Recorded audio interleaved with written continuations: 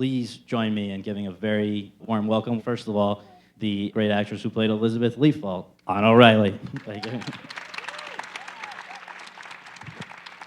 Next up, another of the many great actresses in this movie. You know her from this film as Minnie Jackson, Octavia Spencer.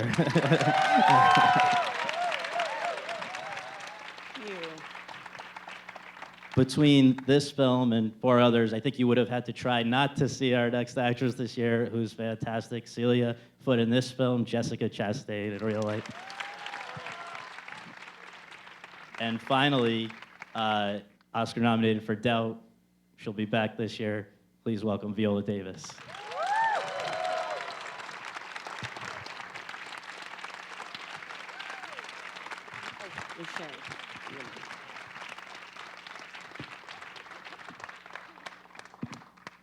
So first of all, thank you all for being here, and congratulations again about this evening. And to begin with, I wanted to just take a second and put this in some perspective, because I think most people know The Help, or first knew about it as a best-selling book, but what they may not know is that it was turned down something like 60 times before it found a publisher. And it was at that stage in the process that Tate Taylor became involved as the director, or acquired the rights. And Octavia, I believe you knew him before anyone here, and I wonder if you can just explain how it came along from that point, and just also the background of your own relationship with him. Well, Tate had this idea that he wanted to marry me, and I quickly dispelled. No, kidding. No, Tate and I met in 1996. We were both, or 1995. We were both PAs on A Time to Kill, and moved to LA the first week of January 1996, where he met his then roommate and producing partner, Brunson Green, who is here. And they basically acquired the rights to The Help. Tate read it, then gave it to Brunson to read, and they acquired the rights, and Tate started adapting it well before the book was even published, and then they asked me to read it, and I liked it and was happy to be a part of it. And just one follow-up is that I understand that through Tate you had met Catherine Stockett when she was writing it, and actually sort of influenced the character before there was ever going to even be a movie. Well, this is true. I met her as she was fleshing out the what do you call it, outline, and she knew that Aibileen would basically be attributed to the woman who raised her, and didn't really know how she was going to model Minnie until this short and chubby and very grumpy woman, because I had only met her the one time, actually. She and I became friends subsequently after the book was published. But yeah, it was a hot day in New Orleans, about 108 degrees. I was 108 pounds overweight, and Tate thought it was a good idea to take us on a walking tour of New Orleans, and I decided that day that I was gonna diet. So it was really not good. So Minnie, if you read the book, she was always fanning and always complaining. That part was, yeah, I saw a lot of similarities in it. Ms. Davis, I think my understanding is that Taylor knew from the start that he wanted you to play Aibileen, but I think his reasons are what they would have been for most of us, which is that, you know, you're a great actress. But what I learned from interviewing you back during the Doubt era was that you have an amazing story of your own that really makes you extra equipped to play a character like this in a way with just sort of such authenticity and dignity, just your personal history. And I wonder if you can share a little bit about growing up, where you did, when you did, around the people that you did, and if that helped you at all. I'm surprised. I have a personal history. I guess I'll make one up right now, just to save myself. I think all of us, especially if you're black, have a personal connection to these characters. You know, all of our grandmothers or mothers or great-grand, they were maids. That's the profession that was allotted to us. That was what we did to make a living.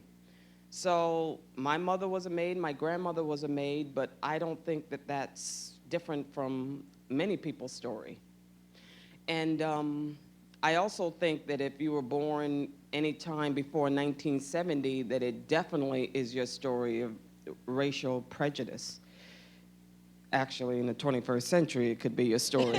But really, I was born in 1965, and my father groomed and trained horses. And the biggest racetracks were in Central Falls, well, actually in Rhode Island.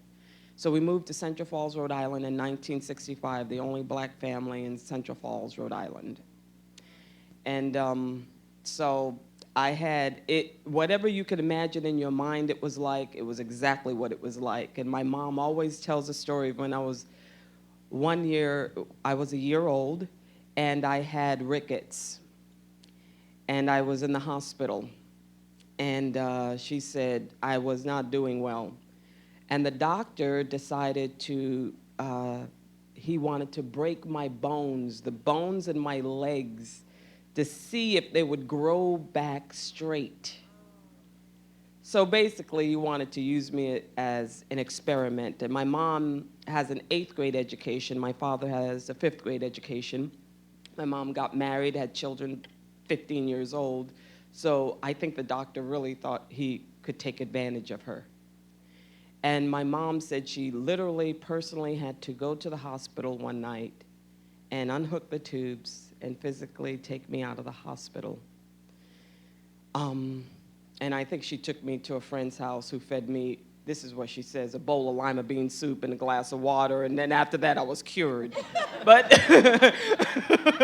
so you take that with a grain of salt, but you know, I guess that would be my personal history. I want to ask Jessica next, if I can. Just both Tate and Catherine said in various interviews and things over the last few months that they were both raised by single mothers and by their maids that they grew up with in the South, roughly around this time. And they said, Tate said, quote, "We both like to think that our mothers were Celia's, sort of forward-thinking outcasts themselves who understood, who had empathy and were maybe different than the rest of the community." When you read this part, what did you initially make of it? I mean, to be honest, the biggest leap for me with playing the role is reading the script, and in the book there's so many comments about how beautiful Celia is, or like how sexy. That for me was a huge thing that I had to conquer because I've never played a role like that before. And I guess what I just realized is Celia probably didn't think that she was that, which is why she tries so hard all the time, and because she wants to look good for her husband, and because she really, I felt like, didn't think that she had much to offer, and she was constantly trying to prove herself worthy of this new life that she had lucked into. So I guess with anything, when I'm approaching a role, I always try to find, well, this is kind of 101, but why the character is doing that. So instead of just coming on and being like, oh, you know, this wiggling caricature, I was struggling with trying to find out, well, why is she like that? Ahna, I want to ask you, I think that, I know that you and Octavia knew each other before this, and in fact, you had worked together on a little independent project with a funny name. Maybe you can tell us about your background with each other, just how you guys knew each other. Well, Octavia and I did a little independent film about 3 years ago called Herpes Boy. And there's no herpes in it whatsoever. It's about a boy with a big birthmark, and he gets teased. And in any case, Octavia and I got to be good friends on that film and stayed in touch. And then before they started auditioning people, Octavia called me and said, "You have to read this book. I don't care what, I'm gonna get you an audition." And, you know, I had very few impressive credits to my name, and I thought, okay, well, we'll see. And then when they started casting, I know they were seeing all these famous girls, and you know, they'd had their director sessions, and Octavia said, I'm bringing you in. She got me into the casting director, and they put me on tape. And she didn't want really to tell Tate that she was my friend, just in case that might work against me. And so I really owe being a part of this to Octavia for getting me in there. And really, it's such a lovely story. And then we got to live together during the shooting of the film, which was so much fun. She can cook. Which, ironically, I was reading you say you can't, which is, that was your whole claim, but. I'm afraid of bugs. We had a good time.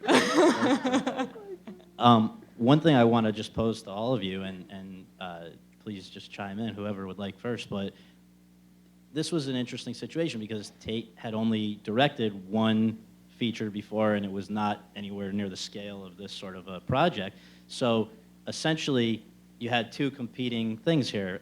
Basically, essentially a first-time feature director, and also, though, a guy who understood you from the point of view of an actor, because he has, it sounds like, for quite a while, you know, been working as an actor. So the pros and cons of each. I wonder if you can, you know, how did it affect your acting experience? I, of course, had worked on everything that Brunson and Tate had ever produced, and they had done a very low budget feature film, and I was impressed with the production value, because I know they had basically 2 wooden nickels to put that production together, and no crap service. But I was impressed at how you wouldn't know that by looking at the cast, the location, everything. And I also know Tate as, he is an actor's actor. He's very collaborative. So I had no problems with him as a director. My problem was, how am I going to separate our relationship? He and Brunson are like my brothers. So imagine going to work every day where your older, much, much older brother is in charge. He's not that much older, but yeah. So, you know, that was my thing. It's how we would separate our relationship. And we had a couple of flare-ups, but it was great. We worked through those. You know, the issue with movies like this has less to do with the experience of the director in terms of directing a movie, and more to do with the openness to the subject matter. And the thing that always, for me, seems to be the case, it has been the case with other movies in the past, Amistad, Cry Freedom, is that people have a tendency to be afraid of race. They have a tendency to not really embrace the narrative of the black character, and so they soften the blow by bringing in a white female or male protagonist to kind of water it down, per se. And certainly that was the fear in this with everyone. Everyone has said it. It's definitely has been the criticism. That was my biggest issue. You know, because as an actor, you can only be as good as the material on the page. That's what people don't understand. That's why competition is so precarious, that you can have 5 actors out there for an award, and 2 of them could be in films where the narrative is so tight and so realized and so, you know, discovered and all, and then 3 whose narratives are piss poor. And when it's piss poor, you have to work overtime as an actor to show the audience a human being. And if they don't see it, guess who they're gonna blame? They're really not going to blame the director. I don't care. Maybe this is egotistical on my part. They're not going to blame the writer. They're going to blame the actor.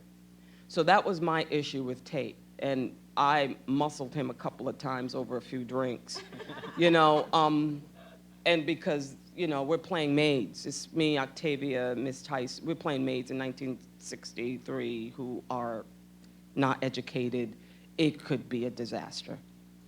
That was my issue with Tate, you know, more so than anything else. But I trusted him. I really did, you know, after I muscled him. Just as a well, just as a follow-up, I'd also come across something where both you and Octavia, you both had mentioned that when you first read the material, whether it was as a book or script, I don't know, but when you first read it and you saw the dialect in which your character spoke, there was initially a bit of apprehension because you said, geez, here's, you know, potentially somebody who's trying to write like a mammy character. And then, as you went further along, your opinions changed. And I wonder if you can share again what made you what convinced you, I think correctly, that this was done for a legitimate reason. I never had a problem with the dialect, ever. Okay. I don't care about dialect. My mom has broken dialect. She has an 8th grade education. She's uneducated. She is not dumb. Those are two different things, okay? I don't have any problems with broken dialect. I have a problem when the character is not humanized, when the character is not messy, when I can look at a character and not recognize anything in it that I know. That's my issue. And as far as the book was concerned, I didn't have any issues with that. With my character, the only problem I had with that was 98, 99% of what she does takes place in internal dialogue. It's her observations. Outwardly, she's just ordinary. She's the ordinary woman that goes to work. You see her, she goes to work, she goes home, she does what she has to do. It's only what's going on in here that you see. She sees everything. That's where all the humor exists, you know, all the, you know. She's the one who says white women have a different set of tools that they work with. They're nasty, they're systematic, you know. How do you get that in a movie? You know? So I thought Catherine did a fantastic job with that. I never had an issue, you know. I did. Only reading that first page, because I mean, I know Gone with the Wind is a classic. It just wasn't my type of book. It didn't resonate with me. And when I again didn't know Catherine. I'd only met her the one time, and she, you know, had her little Southern accent, and she was sweet, and I'm writing a book, and you know, how many people aren't writing a script in LA? It's like, oh, okay. And she, will you read it? And I said, sure. And then, you know, I had to pay the piper. And when I opened the manuscript and I saw that, when I read that first page, I just wanted to kill her, because I thought, oh my God, this is Mammy from Gone with the Wind. What is new about this character? And then I realized, very much unlike Mitchell, she wasn't making a statement about race. She was writing women of a certain socioeconomic and education level who had the depth and breadth of emotion and humanity that we never got to see. And I thought, oh my gosh, this is a story I want to be a part of because it's important to tell. It's an homage to all the men and women who made it possible for me to be playing a maid and not actually having to be one. So I was grateful to her for writing an amazing character. And then as an actress, I mean, first of all, there are very few roles out there for women who are of particular gifts. And, you know, I mean, come on, you guys. So, and then to be able to have an arc. I mean, how many times have I been on screen and said, he went that away, or he went that away, you know? So this was a chance to really put all of that training to use, you know? So for me, yeah, that was my only drawback with the dialect. In a very different way. Jessica, you had to deal with your own accent and sort of transformation. Also physically, I know from, as we mentioned, you've been in a number of, this has been a very big sort of breakthrough year for you. And I remember having seen a lot of your other films, and it took me a long time before I realized that was you that I was looking at. And I just wonder if you can share what actually went into the process of that transformation. I was on the set for Take Shelter in Ohio, and I got a call that they wanted me to gain some weight for Celia, which was fine. But I was trying to figure out how to do it while making another movie. So the last week, because Take Shelter was so intense, the last week of shooting, Mike Shannon would see me just stuffing my face with potato chips and whatever. And then I went straight from that set to Mississippi, and Octavia would be with me, and I was like, okay, so far I've gained 7 pounds. And she was like helping me along the way. I'm like, okay. And I microwaved soy ice cream and drank it, and because it was a fast, I had to do it fast. Then also, when I auditioned with an accent that I used that was very similar to a character I played in a movie called Jolene. I went to Sumter, South Carolina, and spent 2 weeks there. And it was kind of like this. It was real low and like that. And it worked. I got the part of Celia. But something was telling me, I was like, something's not right. And I had read the book, and it said she had a high, squeaky voice. And then we were at a party the week before I started shooting. And I saw this woman walking through the party, and she was very curvaceous, and she had blonde hair. And I turned and I said, that woman has the energy that I imagined Celia would have, because even the way she's kind of scooted between the couch and the wall, I'm like, wow, she really knew how to walk. And she sat down next to me by chance, and we started talking. And I said, oh, so what brings you to this party? And she goes, well, I'm here with my daughter. I said, really? Who's your daughter? She goes, it's Catherine Stockett.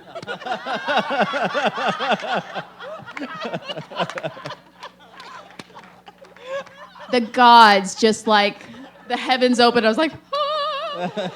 And so I started talking to her, because no one's told me, oh, Celia's based on such and such. It was just this energy I got from this woman, like, she reminds me of Celia.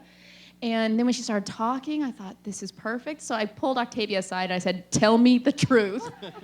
And she goes, well, maybe. There might be some of that. So we took her out to lunch, and I just kept saying, I love your voice. Can I record your voice?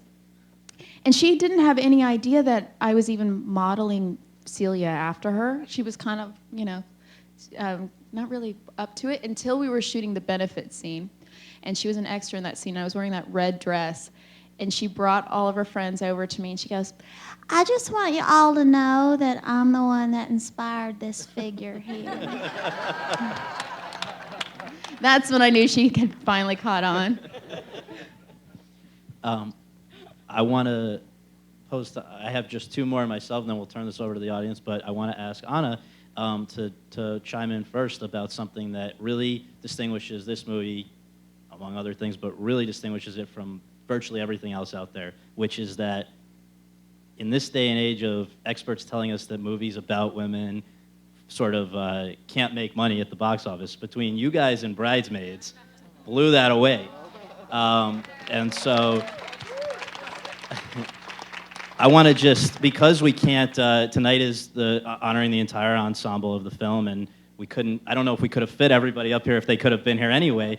I wonder if you can just talk about some of the other just amazing women that were a part of this, from Emma Stone at the younger spectrum of it, all the way to Oscar winner Mary Steenburgen, up to somebody who I believe, I remember, Sissy Spacek, another Oscar winner, and all the way up to somebody who I've read was a very big inspiration for you, Ms. Davis, and I believe for you as well, Ms. Spencer, and that is Cicely Tyson, who we just don't see enough of anymore.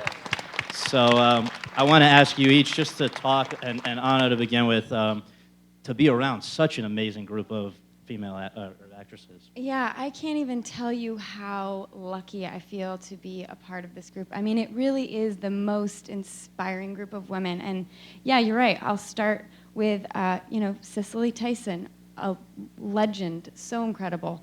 Sissy Spacek, one of my own personal heroes I've always looked up to. Mary Steenburgen, Allison Janney, oh my goodness. And then Bryce Dallas Howard. And then Anna Camp, Ashley Johnson, all these bridge girls, Emma. Everyone just brought so much to the table. It was something special, and to be there while we were doing it, I don't know about you guys, I never thought about, how well is this gonna do? I mean, I didn't have as much pressure on me, but we could feel that it was something special just by virtue of being with such wonderful people first and then artists. So I'm pretty obsessed with this group of women, and I'm really honored to be with them here today. Thank you. I second that, and I have to say I'm going to probably go through a very long bout of depression after all this is over, because we always look for reasons to hang out. And when we're not together, it feels very lonesome. The love that you see on screen really, really developed off screen, and we are all very much each other's cheerleaders. And I again, feel grateful to be a part of this group. Equal. We can open a restaurant. I think, we have to acknowledge Tate Taylor for this cast, because I'm sure there was a lot of pressure coming his way to put people in the roles that were probably very, very famous and would have guaranteed a lot of attention. But he actually really searched and wanted to put the right people in for the characters. And that takes a lot of courage when you're dealing with a lot of money and studios and all of that. But I mean, Octavia and I we would always joke on set, we're like, we're the little unknowns. And it's all because of Tate Taylor that we're in the film.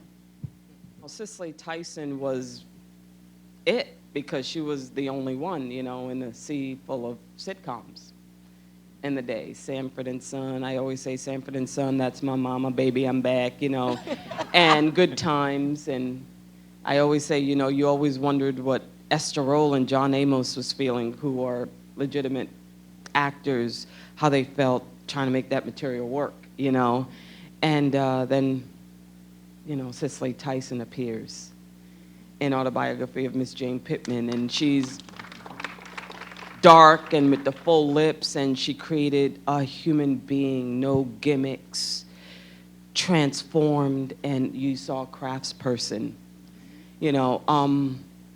And I have to just reiterate, it was a joy to work with these actors, and I think that that's what Tate assembled, were actors. And whenever you put actors in a group, they leave their egos at the door. And this is a business. Let me tell you, they fly you first class, they put you up in 5-star hotels, they pay you a really good salary. Even a bad salary is a good salary. And so after you've been in the business for so long, it becomes about, I get a double banger and not a first class trailer. And they flew me business and they didn't fly me first class. And then you just think, okay, but we got to work today. So it was great that we were in Greenwood, Mississippi, that we didn't have, we weren't shooting it in LA where we could get in our cars and go back home. We were kind of just forced to be with each other. And the first day that I got there, I remember I went out with Octavia and Emma Stone, and we went out for a 5-hour dinner and probably a 10-course meal where Emma Stone ordered 5 desserts. 5 desserts, which we promptly ate. And you knew from there that it wasn't a chemistry that you had to work for, that it was just going to be there. It was wonderful. It you know, one of those experiences that you have very few times in your career. Everything else is work sometimes. The way that I think we'll wind down is if we can just take a few questions from the audience and then let you guys go on your way. But let's begin here, man. Yes. Yes.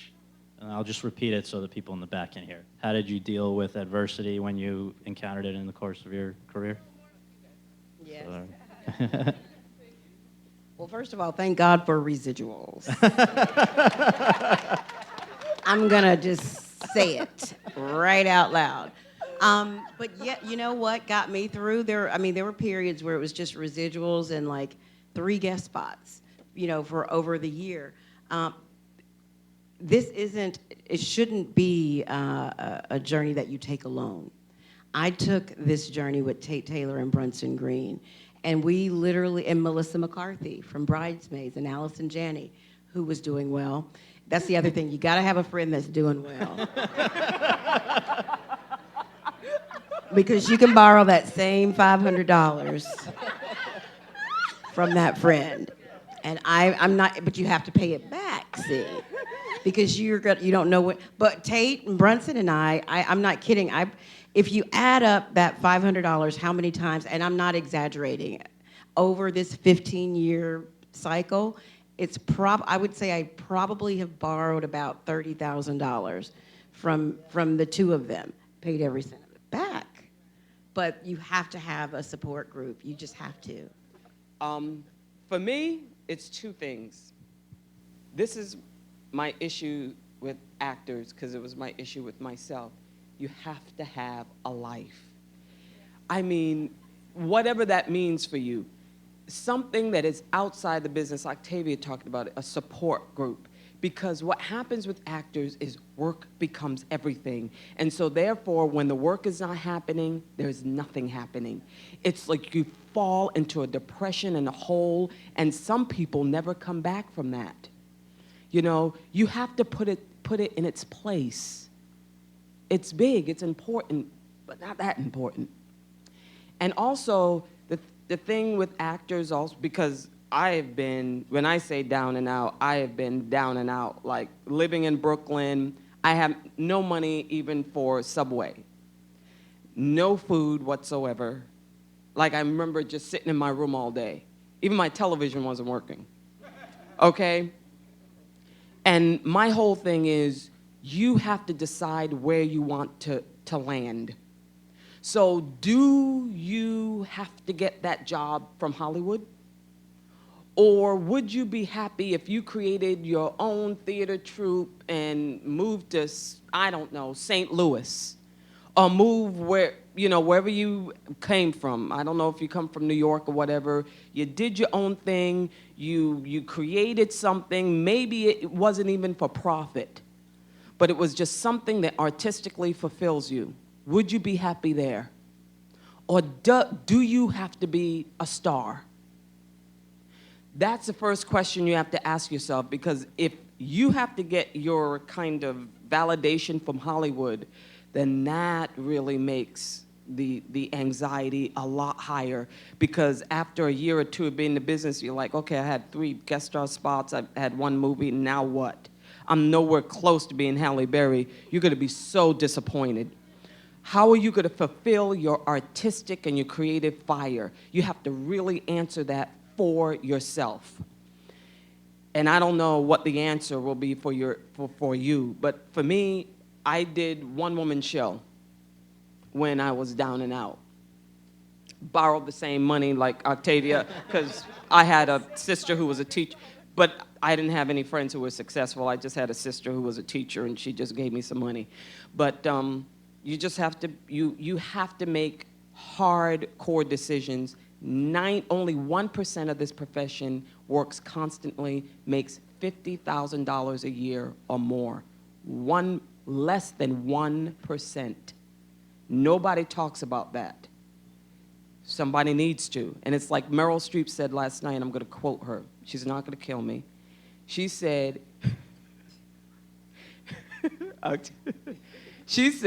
if you weigh 160 pounds or more, you will always work in this profession. Thank you, God. That's that's what people always forget, you know? It's keep doing what you do and don't try to model yourself after anybody else and hope that it works, you know, to me. We'll take a question from this lady here. Did actual maids come on set? No, you know, you're probably, I talk too much sometimes.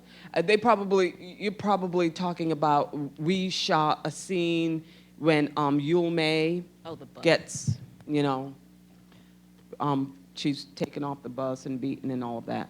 That there were extras who played maids.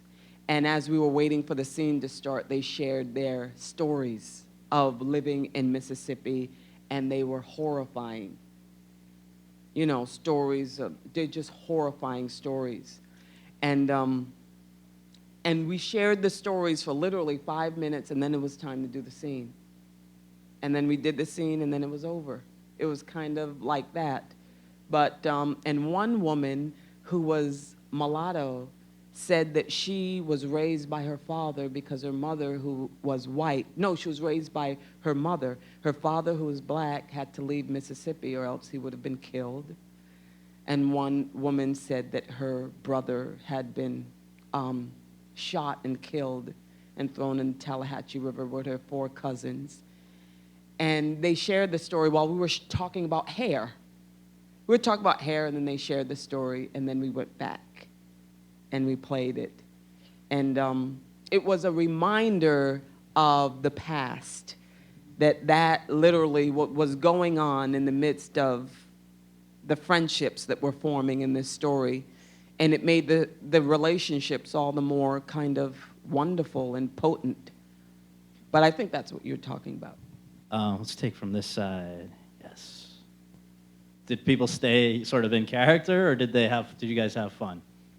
When Octavia and I did the miscarriage scene at the bed, we just actually stayed in it while we did the rehearsal of it, and then we just stayed in it. And, you know, she just stroked my hair the whole time, and I, you know, just lied there. And sometimes we would talk back and forth to her. And I remember one time before a take, I turned to her and I said something. We would talk to each other as though we were in the characters.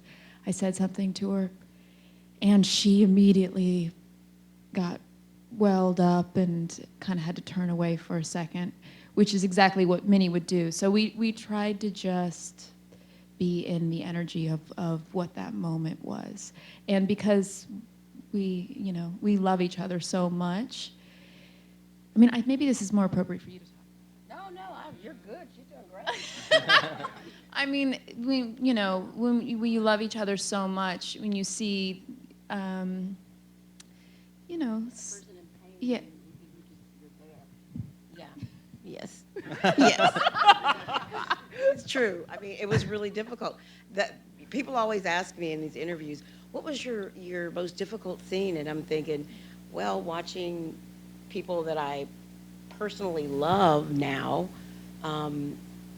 in peril, with Viola's character talking about her son, and she was so upset, and it was so easy to act. It was so easy to act with Jessica, you know, with losing I just had to be there and be present and you know, not drop out of the scene. So you just stayed in it. I did. We have time for just 2 more, so what I want to do is go in the way back. I had seen some hands, so in transition from the book to the screenplay, what changed along the way? The beginning of the book had to be truncated a lot. It was like 150 pages, like, you know, shrunk to 30. And our basically the only storyline that was really, really and truly intact was Skeeter's story.